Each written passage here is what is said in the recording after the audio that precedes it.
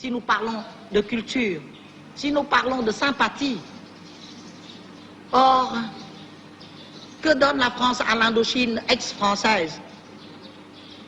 Même pas le minimum de crédit indispensable pour maintenir quelque peu la culture française ici dans ces États, mais bien moins que le minimum indispensable. Et tout le reste est accordé aux pays arabes, aux pays africains, dont l'amitié est peut-être plus sujette à caution que l'amitié cambodgienne. Alors la France, à mon avis, aurait dû montrer son amitié d'une façon plus efficiente, d'une façon plus palpable. Alors quand je dis palpable, on pense à l'argent. Non, nous ne voulons pas palper l'argent des Français dans leur poche. Non, pas cela. Mais si nous parlons de culture, c'est que nous sommes désintéressés.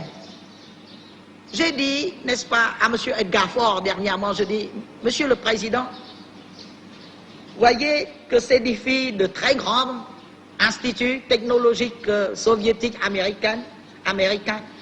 La France a construit un lycée. Et ce lycée, maintenant, a un personnel scolaire pléthorique. Parce que tous les Cambodgiens s'y précipitent. Pourriez-vous augmenter le nombre des lycées français? Ce qui soulagerait d'autant les charges du budget national cambodgien, parce que tous nos enfants maintenant sont férus de culture et de culture française. Même dans nos écoles, nous sommes obligés de dispenser beaucoup d'heures de français par semaine à nos écoliers. Ils aiment ça, ils aiment la France, ils aiment la culture française. La France ne pourrait-il pas construire un second lycée? Et puis aussi une faculté des lettres ou des lettres des arts français? Je dis cela, en disant cela, est-ce que je fais preuve de, comment dirais-je, d'esprit mercantiliste? Je ne le pense pas. C'est dans l'intérêt de la France. Parce que nous avons besoin de techniciens. Or, nos techniciens seront formés uniquement par les Américains et par les Soviétiques, qui dispenseront leurs cours en langue russe, les Américains en langue anglaise ou américaine, et les Russes en langue russe, évidemment. Alors la France, elle s'effacera d'elle-même. Et si nous plaidons pour sa présence, c'est parce que nous avons besoin encore de sa culture pour équilibrer les choses. Le jour où nous n'aurons plus que l'amitié des pays socialistes, nous serons quelque peu démoralisés. Parce que nous n'aurons plus la sensation d'être réellement libres.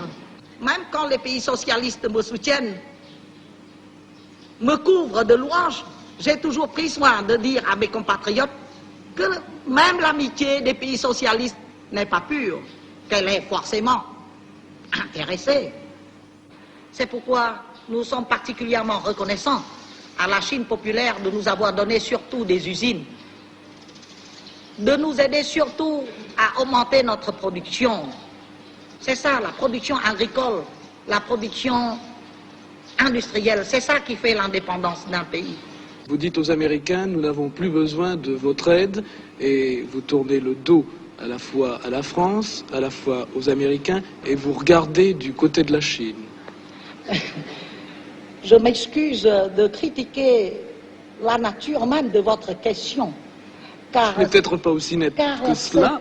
C'est un virage à gauche, c'est entendu, mais en ce qui concerne notre régime intérieur, en ce qui concerne notre politique extérieure, nous tâcherons de rester absolument neutres.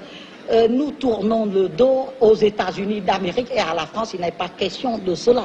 Et en ce qui concerne la Chine, elle est notre amie, elle nous a toujours soutenus, mais nous n'avons pas l'intention de nous laisser satelliser par elle. Nous resterons strictement neutres et les experts occidentaux qui pourraient nous quitter ne seront pas remplacés par les Chinois. Nous nationaliserons aussi le cadre des experts et il y aura tout au plus deux ou trois experts chinois qui nous aideraient à s'occuper, à développer la production agricole et la production industrielle. Et vous n'allez tout de même pas dire qu'avec 3 experts chinois, le Cambodge deviendra un satellite de la Chine. Depuis cette interview et cette conférence, Sihanouk a arrondi les angles. Comme beaucoup pensaient, c'est un virage bien sûr à gauche, mais est-ce le communisme? Il a répondu que les 14 nations qui ont pris part à la conférence de Genève sur le Laos désignent des commissions pour garantir la neutralité du Cambodge, car le Cambodge reste neutraliste. Quant à l'aide américaine, il affirme officiellement « Je n'en ai plus besoin, elle cessera dans 38 jours ». Sihanouk, d'autre part, offre à la France de remplacer cette aide américaine. Voilà où nous en sommes. Il faut attendre janvier 64 pour savoir ce qui va se passer, pour savoir aussi si les opposants qui ne sont pas organisés se réuniront pour former une opposition.